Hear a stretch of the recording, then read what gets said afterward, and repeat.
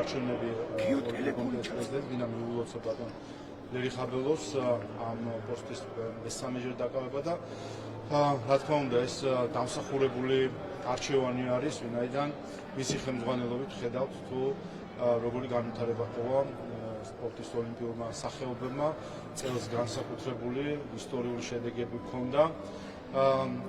ამ აქედან გამომდინარე იყო სპორტსმენების დაჯილდოებაც, მათ შორის საუკეთესო სპორტსმენების დაჯილდოება და გამორჩევა და აქაც იმდენად გამორჩეული წელი ჰქონდა, რომ რთული იყო პრინციპში ალბათ კონკრეტულად რომ გამოერჩია ის სპორტსმენები, რომლებსაც ჯილდოები გადაეცემოდა და ყველა სპორტსმენს უნდა განსაკუთრებული მადლობა გადაუხადო არა მხოლოდ ოლიმპიური სახეობების წარმომადგენლებს, არამედ ყველა სპორტსმენს ზოგადად წელს ჰქონდა ჩვენ განსაკუთრებული წელი და შეგვიძლია ალბათ შეჯამება გარკვეულწილად სპორტული წელისა ჩვენმა ხალხმა განსაკუთრებული სიხარული განიცადა იმ წელს და შედეგებით რომელიც სპორტსმენებმა გაჩვენეს.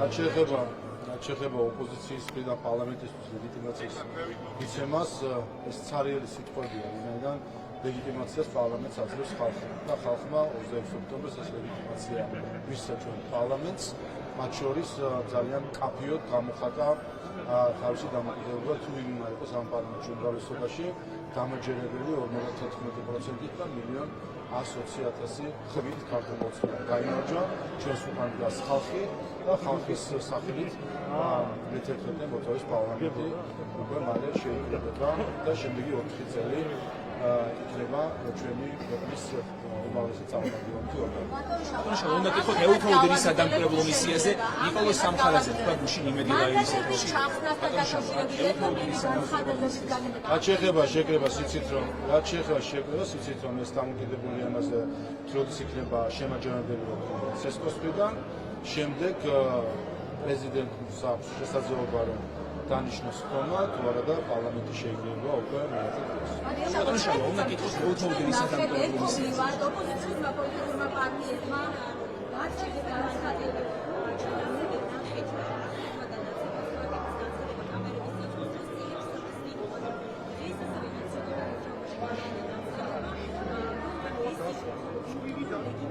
ვერდებითა გავიწიოთ რა.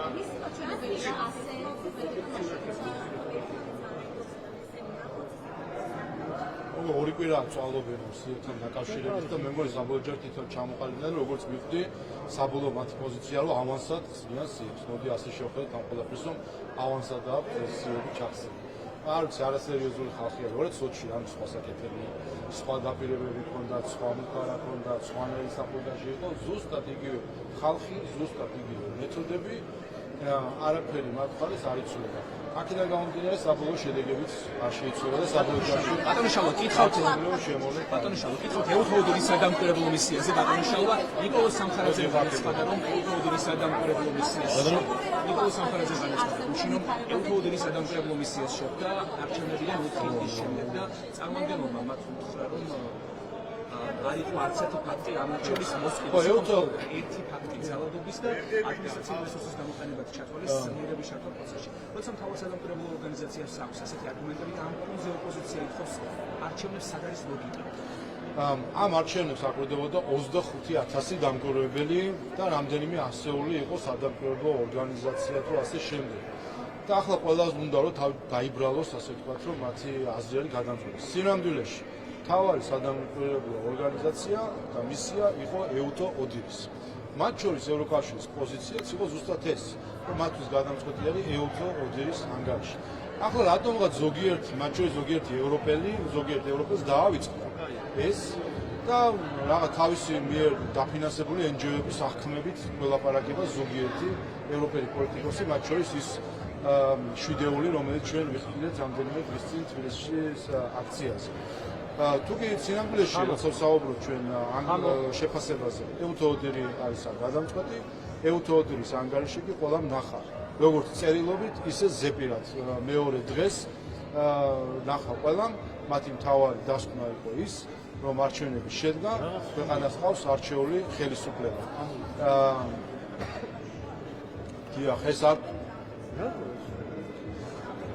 ყველაზე დიდი ტყუილი და რომელიც სამწუხაროდ ზუსტად ევროპელი ბიუროკრატების განცხადებებიდან გამომდინარე არის გამყარებული ხანდახან, არის ის, რომ თითქოს ეუთოოდირის ტერმინოლოგიაში სადმე იძებნება ეს ფორმულა თავისუფალი და სამართლიანი. და ამაზე მე მქონდა მათ შორის ეუთოოდირის მისიასთან საუბარი, წინასწარ გავაფრთხილე, რომ ეს სპეკულაციები იქნება მათ ანგარიშთან დაკავშირებით და იყვნენ მზად, რომ ამაზე პასუხები შესაბამისად გქონდეთ.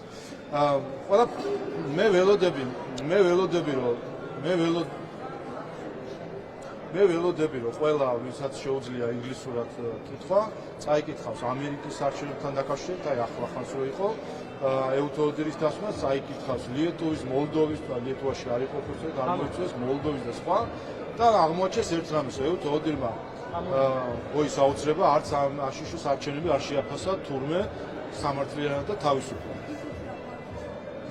რატო არ შეა თქვენ ფიქრობთ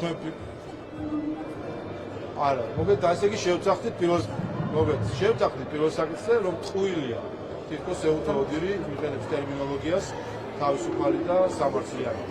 ამიტომ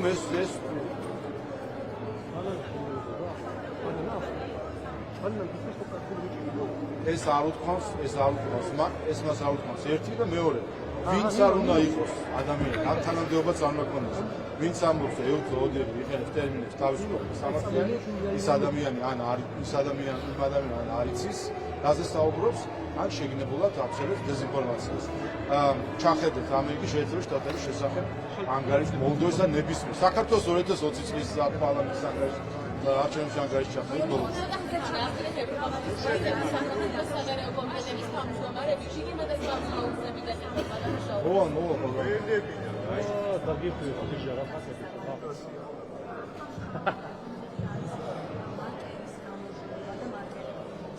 Io cadrიდან კადრი. რუსო.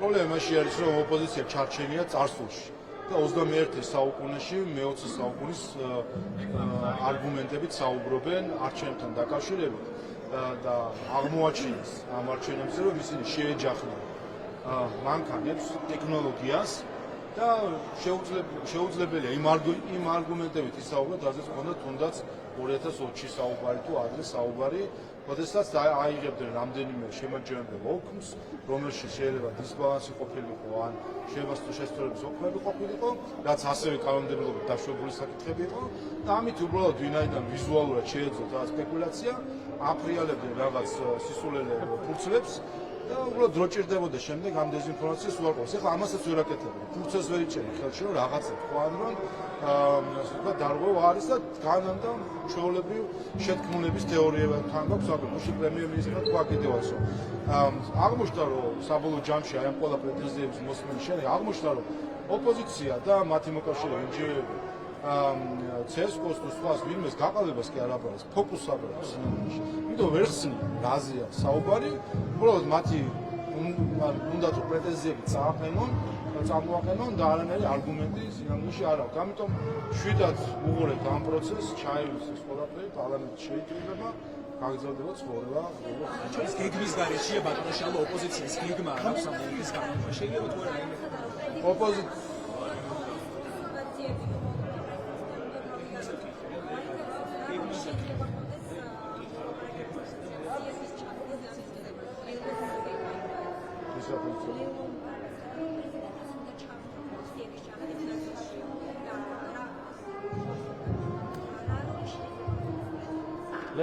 ალბათ უსალომის რამდენიმე პარასკევი აქვს დარჩენილი, როგორც ითქვა, ამ თანამდებობაზე ყოფნის და მის ადგილას წესით ადამიანი დაკავებული უნდა იყოს საკუთარი ნივთების გამზადებით იმისთვის, რომ გავიდეს მისი პოზიცია.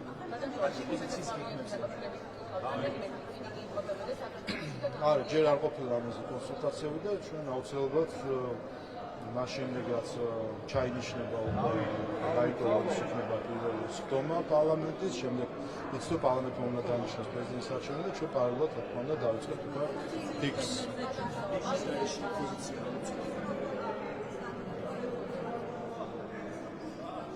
ქართულ სივრცეში.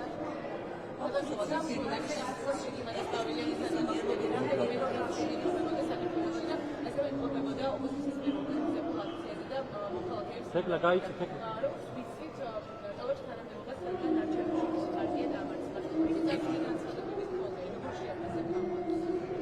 ქართული ხალხის სათქმელი საბოლოო ჯამში მას უთხრა ლიეტუველმა ხალხმა და ჩამოაცილა ხელისუფლებას. როგორც ჩანს, არა მხოლოდ ქართული ხალხის წინააღმდეგ მავნე საქმეებით იყო ეს ადამიანი დაკავებული, არამედ ლიეტუველი ხალხის წინააღმდეგაც და ლიეტუველმა ხალხმა მიიღო გადაწყვეტილება და ჩამოაცილა ის და მისი პარტია ხელისუფლებას. ეს ხალხი არის, რომელსაც ჩვენ ხედავთ წინა ადრეც აქციებზე, მათ შორის საგარეო საქმეთა მინისტრს, ბატონ ლაძბერგის, რომელიც მისი პარტიის თავმჯდომარე არის, რომელიც საერთაშორისო სამართლის უხეში დარღვევით, გაეროს წესდების უხეში დარღვევით, ქართული ხალხის უხეში უპატივცემულობით ჩამოდიოდნენ ჩვენ ქვეყანაში და მიმართავდნენ აქციებს. ასე რომ თავად საკუთარ ხალხმა გასცა პასუხი მათ და ასევე სხვებს საბოლოო ჯამში თავისი ხალხი გასცეს პასუხს, იმიტომ რომ არც ერთი ხალხი, არც ლიეტუველი, არც ესტონელი, არც გერმანელი, ფრანგი თუ პოლონელი ხალხის ინტერესში არ არის ქართული ხალხის მიმართ ქართული ხალხის მიმართ ერთი რომ არის ზემოდამყრება და ქართული ხალხის დემოკრატიული საქართველოში დემოკრატიის ძირის გამოცდა. ასე რომ ადრე თუ გვიან ყველა ადამიანს საკუთარი ხალხი გასცა.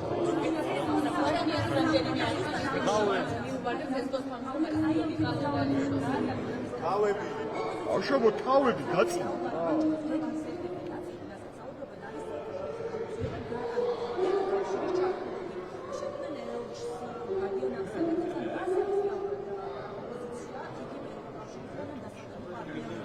ხო, ოპოზიციის მიზანი იყო, რომ საქართველოსგან შეექმნათ ვასალური სახელმწიფო, რომელიც იმართება გარედან. ახლა ამას ამბობენ, საბოლოო ჯამში თავადვე ამბობენ, რომ ჩვენ გარედან უნდა რაღაცები ჩამოვიდნენ, რევიზორები და საბჭოთა კავშირში რო იყო მოსკოვიდან რომ ჩამოდიოდა, ახლა ბრიუსელიდან უნდა ჩამოვიდნენ რევიზორები და ჩაგვიტანონ გამოძიებები და კონტროლი უნდა გაუწიონ ქართულ ხალხს. ასე რომ ჩანს ამაში საბოლოო ჯამში ჩანს რა არის მათი პოლიტიკური პლატფორმა. პოლიტიკური პლატფორმა არის არა დამოუკიდებელი სუვერენული სახელმწიფო, არის სახელმწიფო, რომელიც აყოლილია სხვებს და რომელიც მოქმედებს სხვების კარნახით. ხო ნახეთ როგორც იყვნენ ის მილიონები და ჩამოვიდა აქციაზე დაუდგა უცხოური შვიდეული, პირდაპირ მოუწოდეს რომ მაიდანიო და ნახეთ მეორე დღეს უკვე დაიწყეს ამის შემდეგ კიდე ხელახლა შემოატრიალეს სიების ჩახსნის საკითხი და ასე შემდეგ. ჩვეულებრივად ამ დღის სიძვისით ხედავთ როგორ იმართებიან ეს ხალხი გარედან. აი ამ ხალხს საერთოდ როგორ შეიძლება ხმამისზე დამოუკიდებელი ქვეყნის მოქალაქე, როდესაც ადამიანი თავისი საქმითაც და სიტყვითაც ერთმანეთს გაჩვენებს, რომ მას ხელისუფლება უნდა იმისთვის, რომ სხვას გადასცეს გარეთ და გარედან იმართოს ჩვენი ქვეყანა. ამისთვის ჩვენ დამოუკიდებლობისთვის აგვიბრძოლებთ. საერთაშორისო გამჭვირვალება საქართველოს დაფინანსებაზე, შვედეთის საელჩო არის მისი დაფინანსებელი და საელჩომ განაცხადა, რომ მე დავწერე კიდევაც ამაზე, ეს არის ფაშიზმი. ეს არის ჩვეულებრივი ფაშიზმი, რომელიც მათ შორის წახალისდა აი ამ ეგრეთ წოდებული ევროპელი პოლიტიკოსების მოწოდებებით, რომლებიც პირდაპირ მაიდანიზაციისკენ მოუწოდებდნენ ქართულ ხალხს. როგორ შეიძლება საერთოდ ისაუბრო რაიმესთან, რაიმე კავშირი აქვს ევროპულ ღირებულებებთან, ადამიანებს ამ შემთხვევაში შვედეთის ხელისუფლების წარმომადგენელს, ევროპულ საკითხთა კომიტეტის თავმჯდომარეს, რომელიც პირდაპირ ქართულ ხალხს მოუწოდებს მაიდანი ახსენებს მაიდანს, იქვე ჭყილებს შეამოს, ოღონდ ძალადობა არ გინდათო, მაგრამ მაიდანებს აწყობს ხალხი, მე რა ხდება იქ ძალიან კარგად იციან. აი ესეთ უპასუხებლო ხალხი არის ზოგიერთი ევროპაში და ამ შვიდეულის აქციაზე ხილვით ნახეთ ჩვენ კიდევაც თუ რასთან გვაქვს საქმე. სხვათა შორის ერთ-ერთი ამ დელეგაციიდან მერვე ადამიანი არ იყო აქციაზე, ეს ნიშანდობლივი არის, რომ როგორც ჩანს ზოგი უფრო საღად უყურებს პროცესს. შეხედეთ და ნახავთ. საერთაშორისო გამჭვირვალება საქართველოს უკითხავ ბატონშალა როდესაც აფინანსებს შვედეთის სელჩოს პოზიცია არის ასეთი, რომ არ აქვს მნიშვნელობა რა შეჯეროს ორგანიზაცია. თავები შემოგვდის მეგობრებო,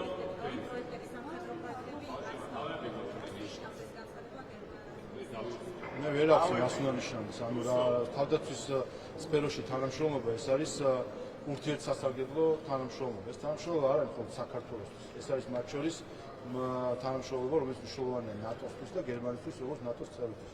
რა ტერორიზმის საფრთხე აღარ არის, რა რუსეთიდან საფრთხეები აღარ არის. ამის დაკავშირება რაღაც პოლიტიკურ კონტექსტებთან და იმასთან, რომ ვიღაცას თურმე არ უნდა საკუთარი ფინანსები გაასაჯაროს საქართველოში, ვფიქრობ, რომ არასწორია და ერთ რამეს აჩვენებს კიდევ ერთხელ, რომ სამწუხაროდ აღმოჩნდა, ზოგიერთი უცხოელი პოლიტიკოსი თუ დიპლომატი ამ თანამშრომლობას უყურებს არა როგორც გვერდში დგომას და დახმარებას, არამედ უყურებს როგორც ინსტრუმენტს პოლიტიკური ზემოქმედების, რაც აბსოლუტურად ეწინააღმდეგება გაგებას იმისა, თუ რა არის პარტნიორობა, როდესაც ხარდაჭერას და თანამშრომლობას აღიქვამ როგორც ბერკეტს ზეწოლის თუ პოლიტიკური ზემოქმედების. ბატონო შალო, შვედეთის ელჩი, რომელიც აფინანსებს საერთაშორისო გამჭვირვალობას საქართველოს, ამბობს, რომ არ აქვს მნიშვნელობა. შეიძლება მეც დავშვა რაღაც თემაზე ბატონ შალო, რაც თმობთ პოზიციებს.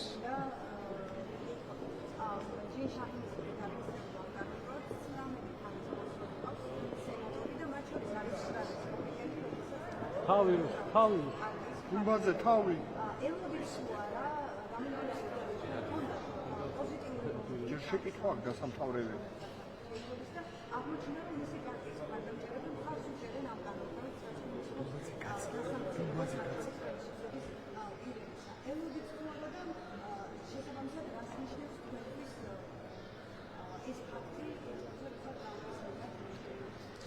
ჩვენ ველით ინაუგურაციას, ველით ახალი ადმინისტრაციის ჩამოყალიბებას და ოპტიმისტურად უყურებთ ახალ ადმინისტრაციას. უყურებთ არა იმიტომ, რომ ჩვენზე უფრო მეტად დაიწყებს ზრუნვას ვინმე საქართველოს მიღმა.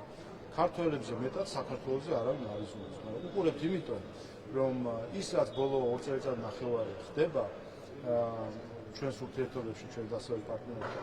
ეს არის იმ კონტექსტის გამო, რომელიც ჩვენს რეგიონში არის. უპირველეს ყოვლისა ეს ეხება რუსეთის აგრესიულ ომს უკრაინის წინააღმდეგ და ეს ჩვენი ურთიერთობები სწორედ აი ამ კონტექსტის მძევალი აღმოჩნდა, ვინაიდან როგორც აღმოჩნდა იმ მომენტში ჩვენ დასავლეთ პარტნიორებს ჰქონდათ მოლოდინი, რომ ჩვენ წავიდოდით ესკალაციაზე რუსეთთან და ჩვენ ეს არ გავაკეთებთ. ვიღაცას ეწყინა, ვიღაცა გაბრაზდა, ვიღაცამ გაგვიგო და ამ ხრივ მიხვდა თუ რატომ არ გვინდა რომ ჩვენი ხალხი გავწიროთ აი ამ საერთო რაღაც გეოპოლიტიკური კონტექსტის ფარგლებში, ასე ვთქვათ. ამიტომ ჩვენი მთავარი ოპტიმისტური მოლოდინი არის, რომ ახალი ადმინისტრაციის პირობებში შეიცვალა ზუსტად ეს კონტექსტი. და კონტექსტი და გარემო, როცა შეიცვლება, შემდეგ უკვე იქნება შესაძლებელი დაუბრუნდეთ და აღვადგინოთ ის დონე ურთიერთობისა, რომელიც მანამდე იყო. ადმინისტრაციაში ტრამპი კონკრეტულ თანამდებობებზე ასახელებს პირებს, რომელსაც აქვს გამგეო განხილული პოზიცია საქართველოს ხელისუფლების მიმართ, მაგრამ ჩვენი იქნება კონგრესმენი, რომელიც იმაშვილის ასოციაციების პრეზიდენტის მებრძოლი. მათ შორის რესპუბლიკელები ახლა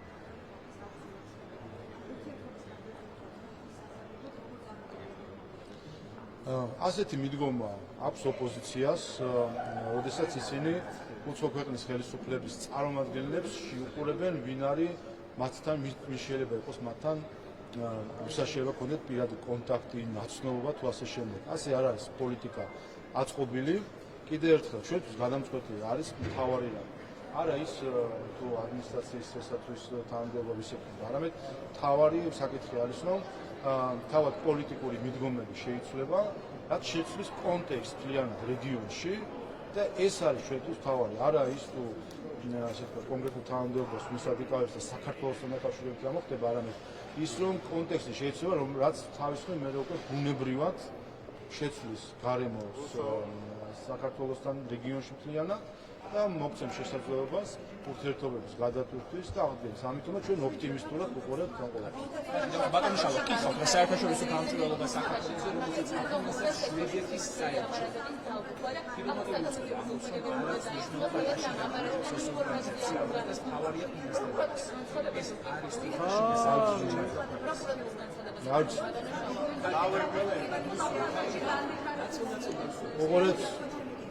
უყურეთ ხომ ყველაფერი წინ არის, ხომ იქნება ინაუგურაციაც იქნება, ახალი ადმინისტრაციაც იქნება და ყველაფერს ნახავს. თქვენ თუ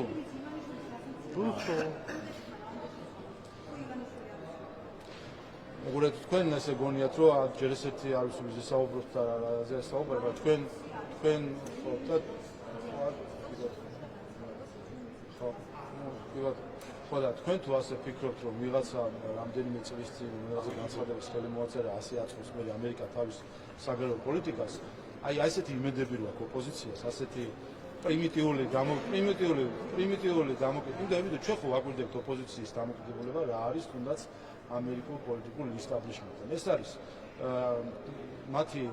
მათი ილუზია რომ შეიძლება რაღაც პირადი კონტაქტები დაამყარო ვიღაცასთან ფოტო გადაიღო და ეს არის შენი საგარეო პოლიტიკა. ამ ასეთი საგარეო პოლიტიკა ქონდათ მათ 2012 წლამდე პირადი კონტაქტების იმედად იყო და ნახეთ საგამდენაც მიიყვანეს ჩვენი ქვეყანა საგარეო ურთიერთობებიდან გამომდინარე. ხოლო ჩვენ გვაქვს სხვა მიდგომა. ჩვენ გვაქვს ეროვნული ინტერესები, უპირველეს ყოვლისა და მოქმედებს ეროვნული ინტერესებით და როგორც პატარა ქვეყანა მათ შორის რა თქმა უნდა ჩვენზე გავლენას ახდენს ის გეოპოლიტიკური კონტექსტი, რომელიც რეგიონში არის. აქამდე იყო ჩვენთვის არასახარბიელო გეოპოლიტიკური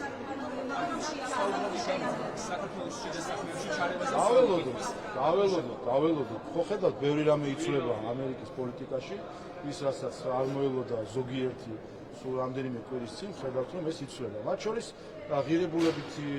ღირებულებებთან დაკავშირებული დამოკიდებულება იცვლება.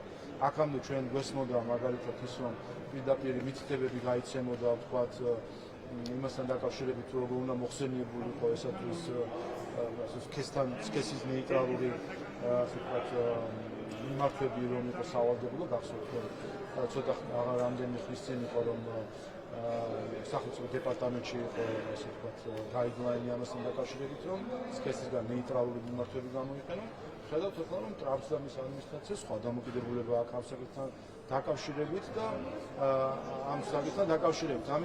ამიტომ ჩვენ ამის იმედი გაქვს. კიდევ ერთხელ ჩვენ პიროვნებებს კი არ ვუყურებთ, ჩვენ ვუყურებთ კონტექსტს. ჩვენ ორ წინახევრის წინ ეს ურთიერთობები დააზიანა იმ კონტექსტმა, რომელიც შეიქმნა რუსეთ-უკრაინის ომის გამო. ვინაიდან აღმოჩნდა, რომ ზოგიერთ ჩვენ პარტნიორს უნდოდა, რომ ჩვენ გვეფიქრა არა ქართულ ხალხზე, არამედ გვეფიქრა საერთო რაღაც გეოპოლიტიკურ მიზნებზე. მათ შორის იმის ხარჯზე, რომ ქართული ხალხი დაგვიზიანებინა, ჩვენ ამაზე თქვით უარი. ვიღაცას ეს ეწყინა, რომ ქართული ხალხი არ დავაზიანეთ რაღაც საყოველთაო სიკეთეების გამო, რომელსაც ზოგიერთი წარმოგისახავს ხოლმე. ასე რომ შეიძლება კონტექსტი, შეიძლება მიდგომები და შეიძლება მათ შორის ურთიერთობა. ფოქუსირებულ აპროჩი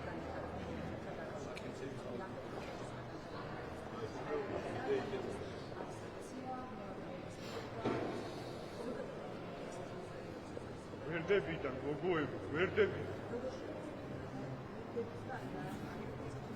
პოსტი.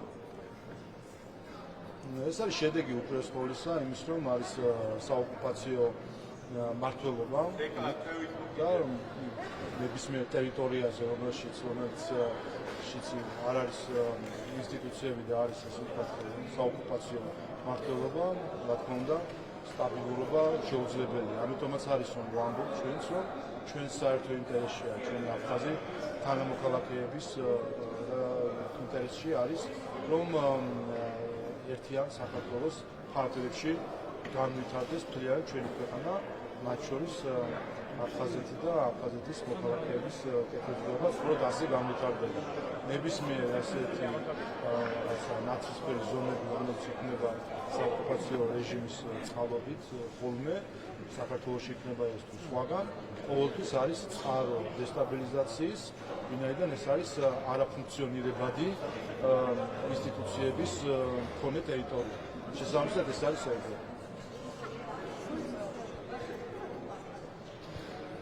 ანექსის ცდილობას მე ვერ დავარქმევდი, რა თქმა უნდა, ზოგადად ამაზე საუბრობთ რამდენი ხანია მათ შორის, რომ ეს რისკები რა თქმა უნდა არის, როდესაც ხედავდით ვთქვათ ანექსის პოლიტიკაზე გადასვლა სხვა ქვეყნებთან დაკავშირებით. სწორედ ამ კონკრეტულ შემთხვევასთან დაკავშირებით ავისებთ. ბატონო შალვა, კითხავთ შვედეთის საელჩოს ჩართულობაზე, საერთაშორისო გამჭვირვალობას საქართველოს აფინანსებს ის.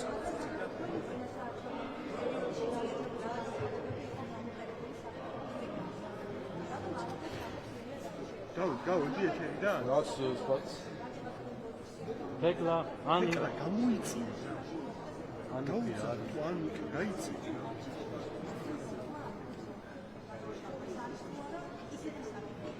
კალივან ჩანსმადა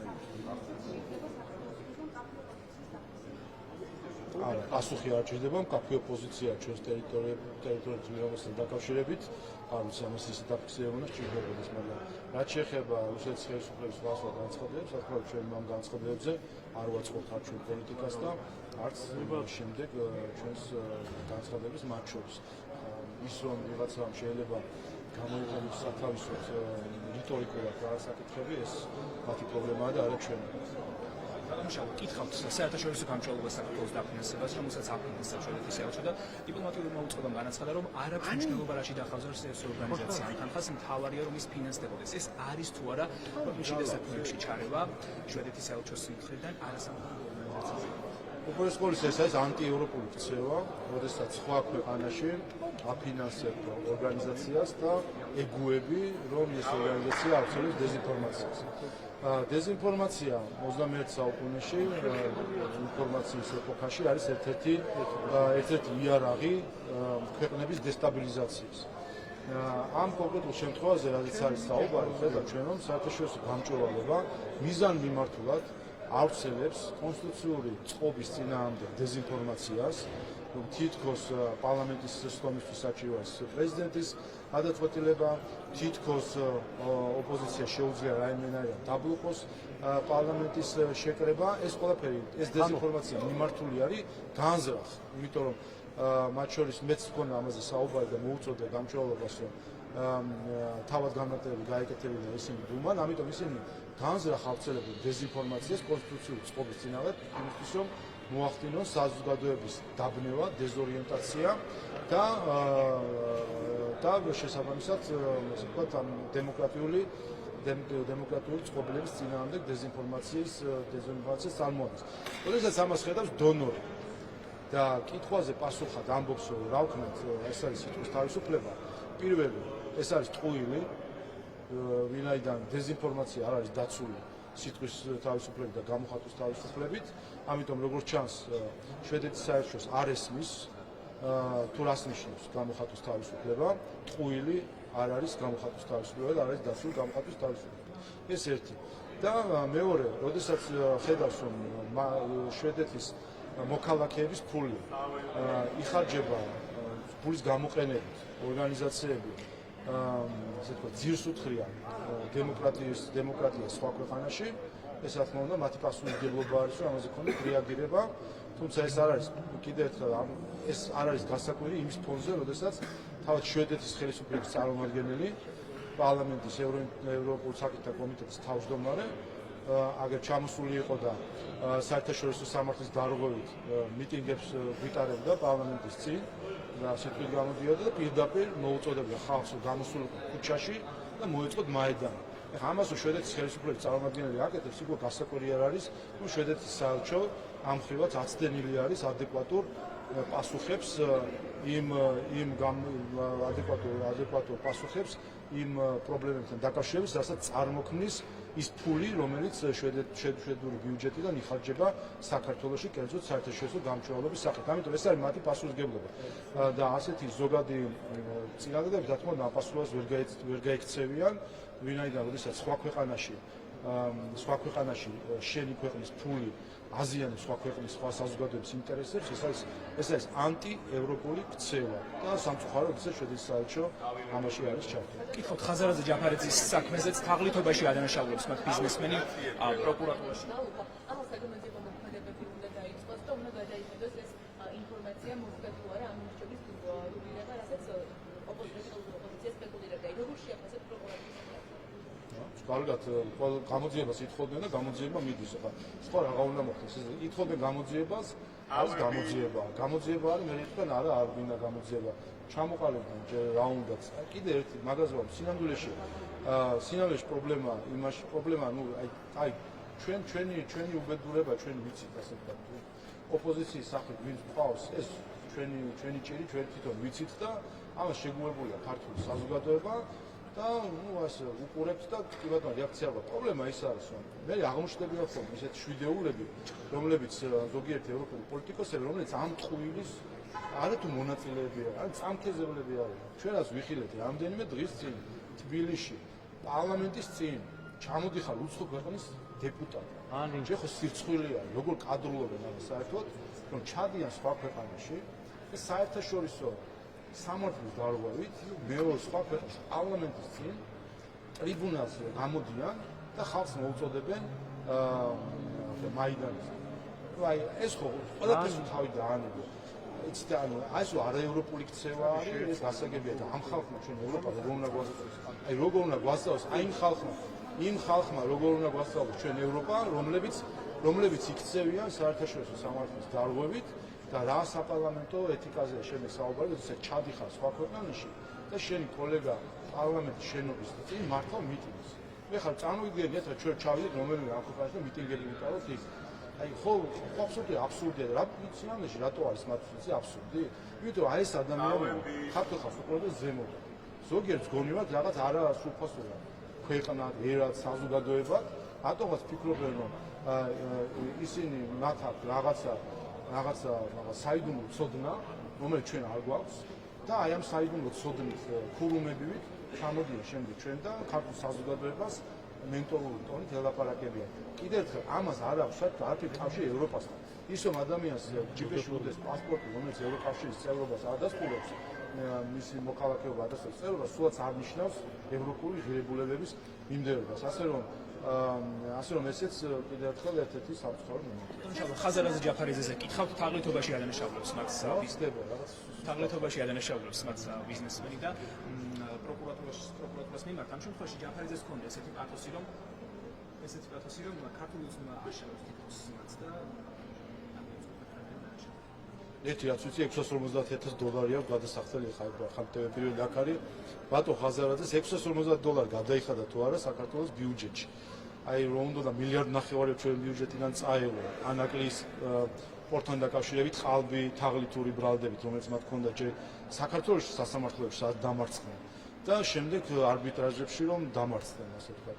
აი ამ თაღლითობით მილიარდ ნახევარი რო ვერ წაიღეს და აღმოჩნდა რომ იქით $650,000 აქვს ბიუჯეტში ჩასარიცხი მორჩა ხა ჩაიარა არჩევნებმა და რას აპირებენ თუ არა ჩარიცხონ ბიუჯეტში ეს ერთი და მეორე საკითხად შეხება არ ვიცი ხა რაზეებს მოგახსენებთ მაგრამ თაღლითობა ხო იცით ხა ადამიანები ერთხელ გასამართლებული არიან ამ თაღლითობაზე მეორეჯერ გამოჭერილი არიან თაღლითობაზე ანაკლიასთან დაკავშირებით რომ თაღლითურად ითხოვდნენ მილიარდ ნახევარ დოლარს აი თქვენ ფულს ითხოვდნენ აი თქვენ მათ შორის TV-ის თანამშრომლების ხელფასიდან გადასახადით გადახდიან ითხოვდნენ მილიარდ ნახევარს ეს თაღლითური ხრიკიც არ გაუვიდათ ასე რომ არ ვიცი ხა რა კონკრეტული ბარდებებია თუმცა მათი ასე ვთქვათ წინა პრაქტიკიდან გამომდინარე ბევრგანო გამორიცხული არ არის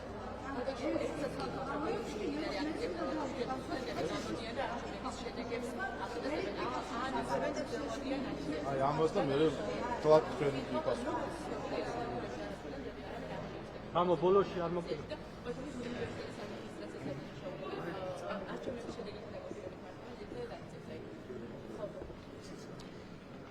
რა უნდა თქვა, არჩევნები შედგა, ყველას მნიშვნელობა არ აქვს სტუდენტი არის თუ პარტიული აქტივისტი არის.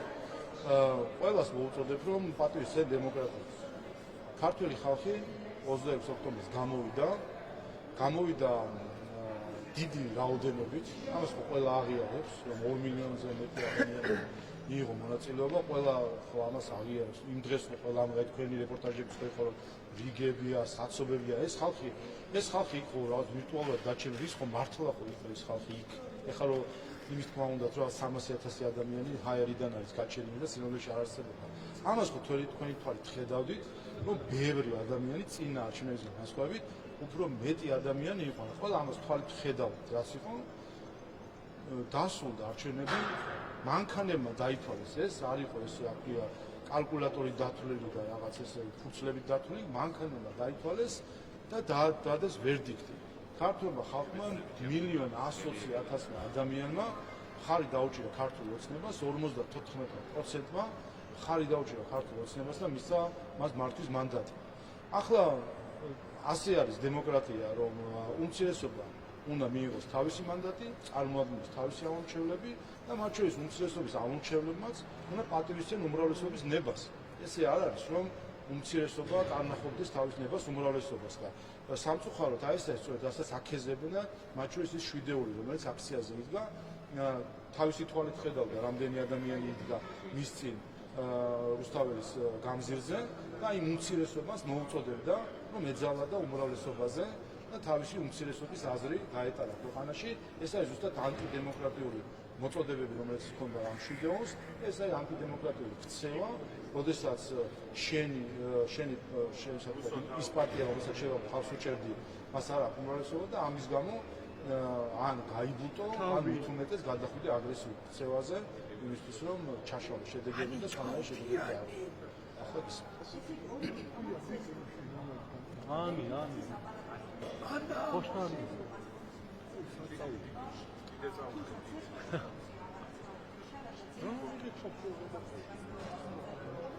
ალბათ არის ერთი ტრიგადის. არ გადაწყდა.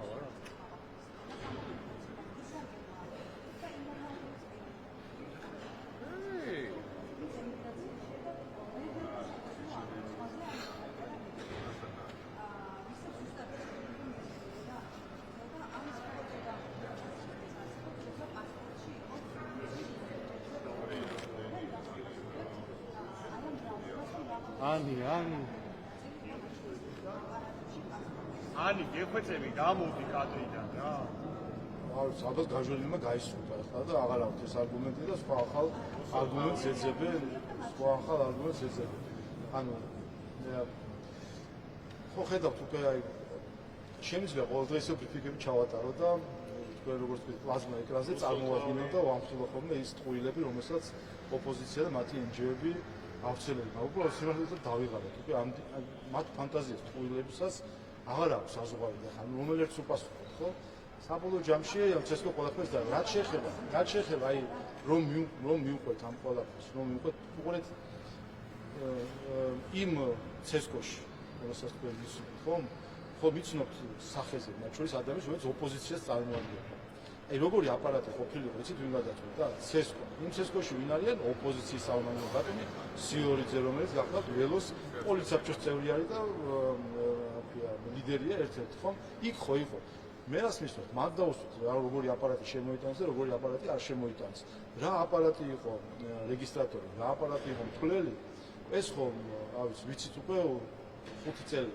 ესეთი აპარატებით ვატარებთ უკვე 2006 არჩევნები არის, რომელიც ტარდება ასეთი აპარატებით, ასეთი რეგისტრატორებით, ასეთი ფურცლებით და ასეთი ფლომასტერებით. დღეს რომ აღმოაჩინეს რაღაც იწყებენ საკითხებში გარკვევას. ამიტომ ზუსტად იმ მეთოდით ჩატარდა და რა მეთოდით იყო დამტკიცებული ცესკოს მხრიდან. რა პრობლემა არის?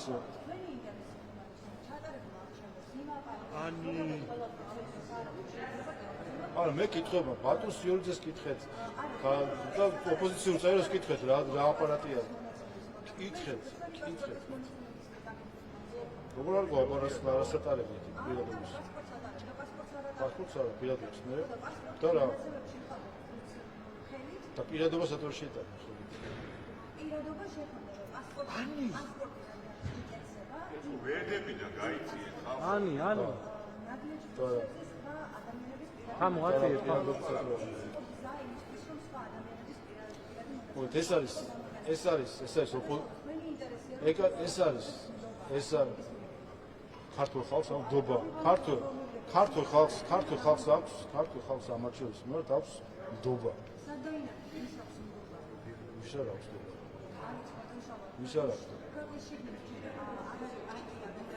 ჯასპე ანუ ეხა უყურეთ ისინი ასე იზამენ ხო წააგეს არჩევნების მოგებისთვის არაფერი არ გაუკეთებთ საერთოდ არაფერი არა კამპანია გამოსავალი რეგიონში არ დადიოდნენ დელეგატები არ დაასახელეს და მე უკვირთ რომ მაგალითად იმ რეგიონებში სადაც კომპაქტურად არის ეთნიკური ჯგუფები დასახლებული უკვირთ რომ როგორ მივიღეთ ხარდაჭერაო არავის სიაშიც კი არ ყავთ ადამიანი იმ რეგიონის წარმომადგენელი და მე ხები გაიჩეჭდი კი მაგრამ რო ჩავდიოდი და ევროპარლამენტში ხვდებოდი ვიღაც სააკაშვილის მეგობარ დეპუტატებს რომ ახლა ეს არ იყო საკმარისი რომ ხმა მოეცათ შემდეგ იმაში ქვემოჩხანაში თუ ლაგოდიხში და ამას კითხულობენ ისე რომ არც კი არის რეგიონებში ამიტომ სინამდვილეში ეს არის თავარი საკითხი რომ მათ ისინი გაყალბებაზეც ვერ საუბრობენ უნდა თქვა რომ ჩატარდა ფოკუსიდან ნუ ხა ფოკუსებს ახსნას თუ ეძიებენ ვერ მოძებენ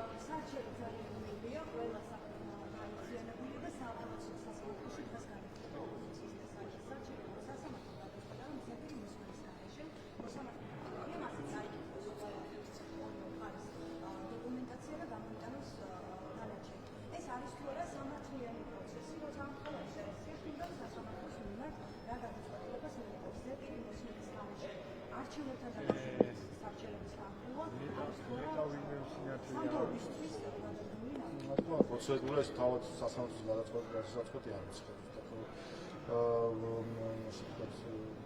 ასე საუბრობთ, მოსდები აპელაციაზე, რომელიც დასახელდა. ხო, მათი გადასახადია იყო მოსმენილი არ იყო. პრობლემა რა შეა? რომ გამოხდება. და არსებობს ასეთი განცდა და მოსახლეობა რომ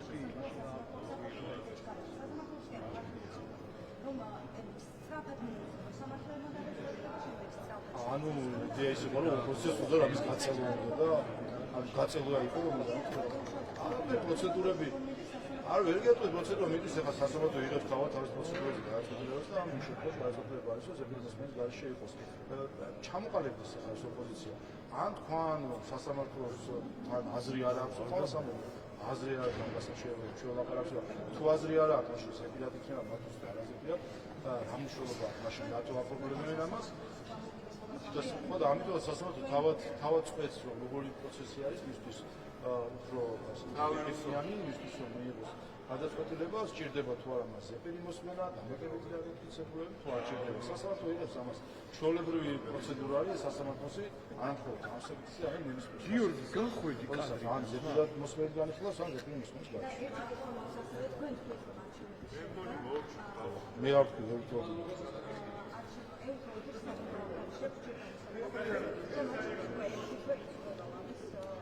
Ani.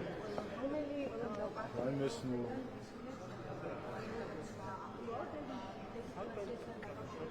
დაგროვილი ქონდა თუ რა?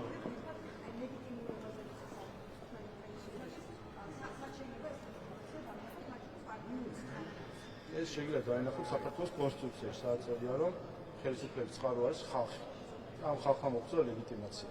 ეს არა სინამდვილეში თქვენ სხვანაირად უყურებთ თქვენს ქვეყანას. სინამდვილეში თქვენ როგორც ამ ქვეყნის შვილი უნდა ფიქრობთ ზუსტად იმაზე, რომ თქვენ ხართ ის, ვინც აძლევს ლეგიტიმაციას ხელისუფლებას.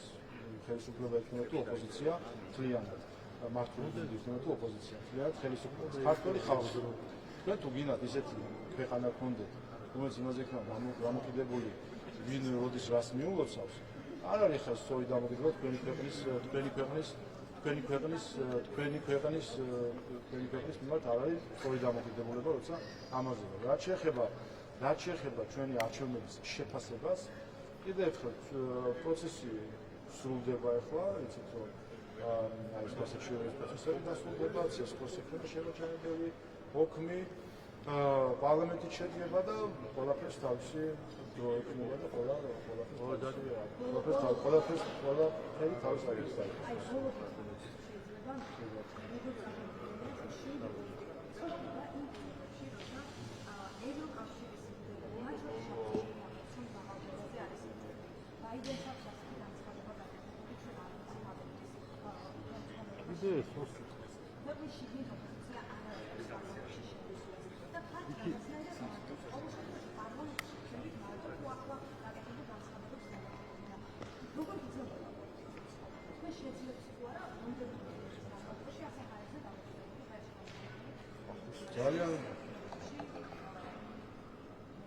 ძალიან კარგად გაგრძელდება 2020 წელსაც ჩვენ ფაქტობრივად განახით ვიყავით იძულებული ცხენთეატრის შეთანხმება გავაკეთოთ.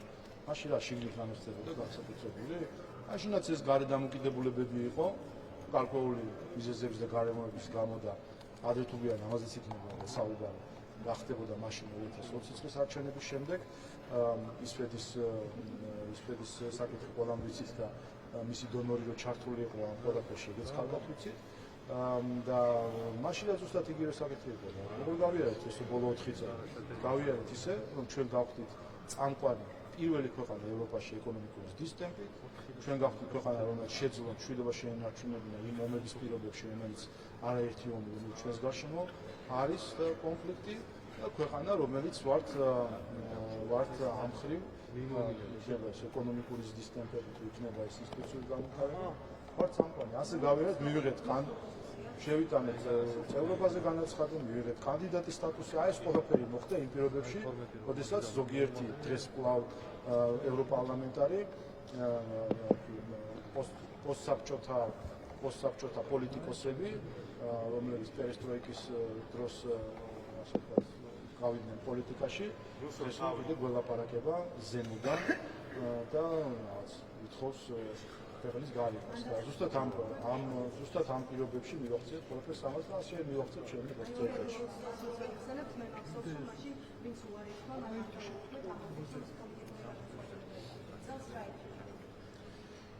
ჩვენ 2020 წელს ნახეთ რა ტაქტიკებიც და სტრატეგიებიც აირჩია ოპოზიციამ ყველაფერში წააგო და რა ტაქტიკას და სტრატეგიაც აირჩია ქართულმა ოცნებამ ყველაფერში მოიგო ასე ჩვენ ტაქტიკას და სტრატეგიებს არ გაგაცნობთ წინასწარ, მაგრამ გავცნობთ რომ ქართული ოცნება მოიგო.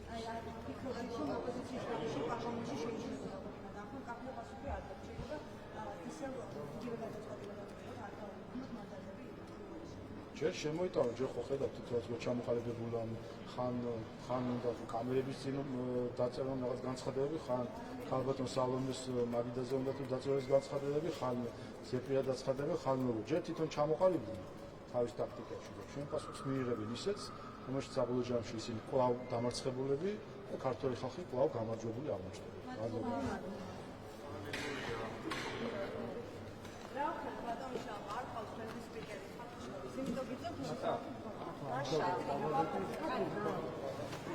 არ უნდა თომა და ყურება, კადრი.